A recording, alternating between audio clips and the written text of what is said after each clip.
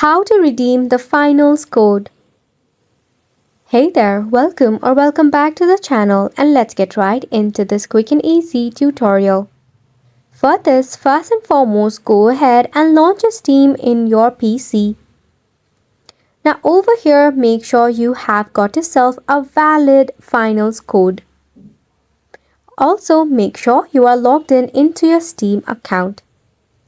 At the top, click on the Games tab and head over to Redeem a Steam Wallet Code. By clicking on it, you'll be redirected to a new page where you can enter your Steam wallet code to add fund to your Steam wallet. If the code is valid, you will see some increment in your wallet balance as well.